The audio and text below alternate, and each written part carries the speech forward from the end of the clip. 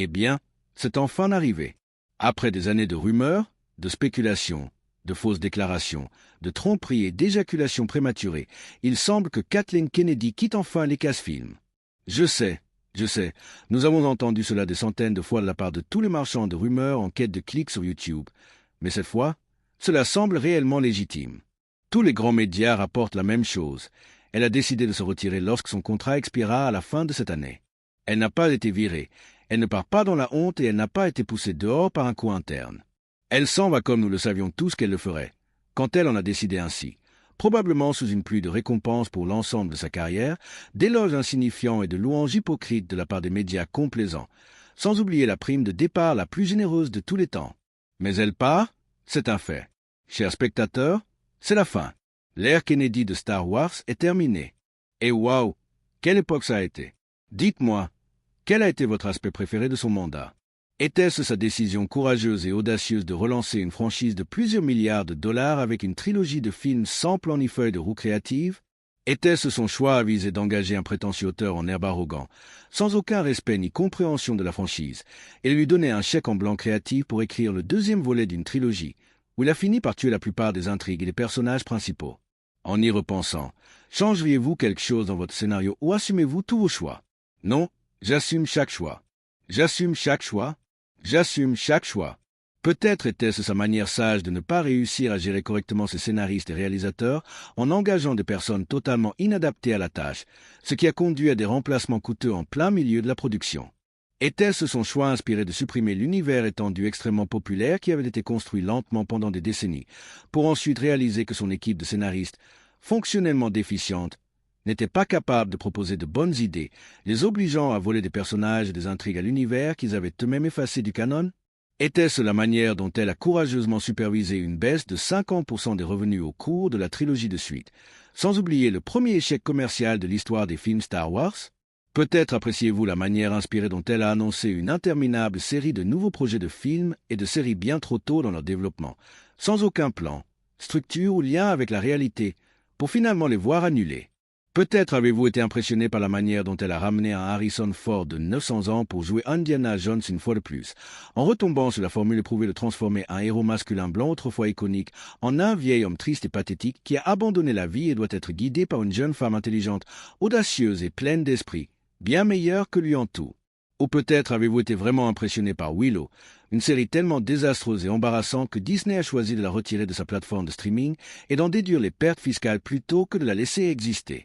Ou peut-être était-ce sa décision géniale de bombarder le public avec une pléthore de personnages féminins invincibles, stoïques et tout-puissants, insérés à la va-vite dans tout et n'importe quoi, si fonctionnellement identiques qu'ils semblaient sortis d'une chaîne de montage, transformant une marque connue et appréciée par tous en un produit piquant, moralisateur et destiné uniquement aux filles, que personne ne pouvait apprécier.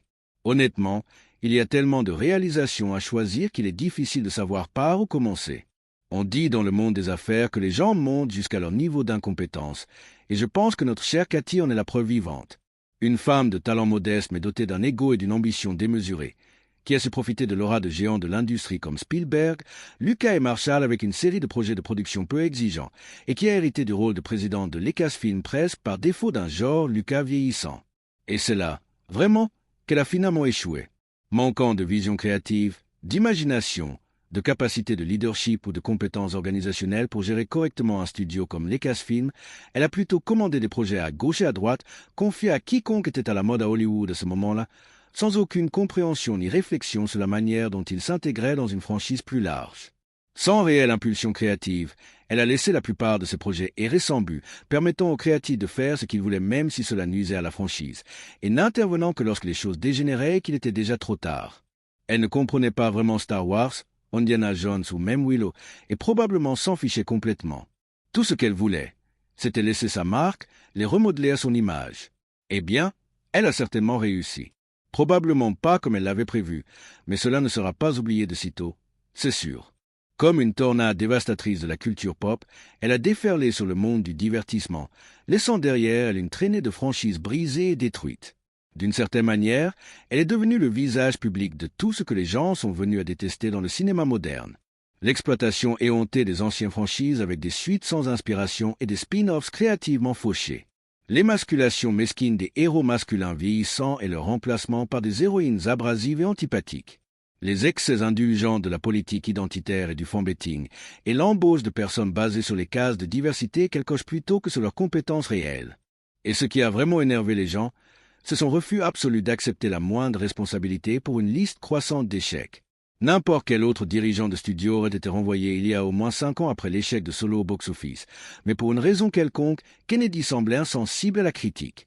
Peu importe le nombre de fois où elle a échoué, peu importe le nombre de franchises qu'elle a ruinées ou l'argent qu'elle a gaspillé, jamais elle n'a été réprimandée ou rétrogradée, et elle a absolument refusé d'admettre que quelque chose n'allait pas. Elle a continué à sourire et à se montrer aux avant-premières, agissant comme si tout allait pour le mieux.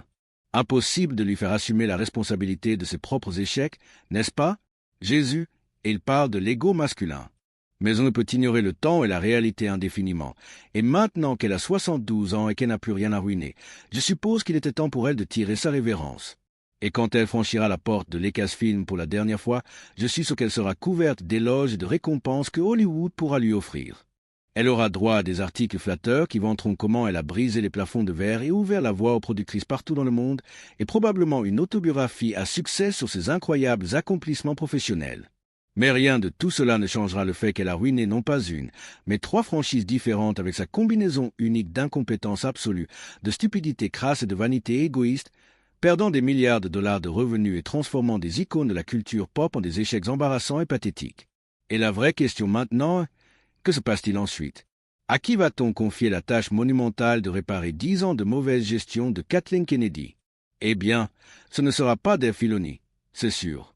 Ce type nous a montré exactement de quoi il était capable lorsqu'il a été mis à la tête d'Ahsoka, et il s'avère que ce n'était pas grand-chose. Il ne sert à rien de se débarrasser d'un idiot si c'est pour le remplacer par un imbécile. Et le problème, c'est que même avec Kennedy parti, son influence à Lucasfilm va persister comme une odeur dans un ascenseur tant que les disciples qu'elle a embauchés seront autorisés à garder leur emploi et à continuer de pousser les mêmes inepties dans leur travail. Si Disney veut vraiment changer les choses et faire un effort sincère pour ramener Star Wars à la vie, il va falloir un nettoyage en profondeur à Lucasfilm qui rendrait Joseph Stalin vert de jalousie. Et franchement, je ne pense pas qu'ils aient le courage de tenter quelque chose comme ça. Désolé que tu partes, mais avoue-le, tu es une sacrée perte de peau. Une perte de peau, ouais. Bon, c'est tout pour aujourd'hui. Allez, cassez-vous maintenant.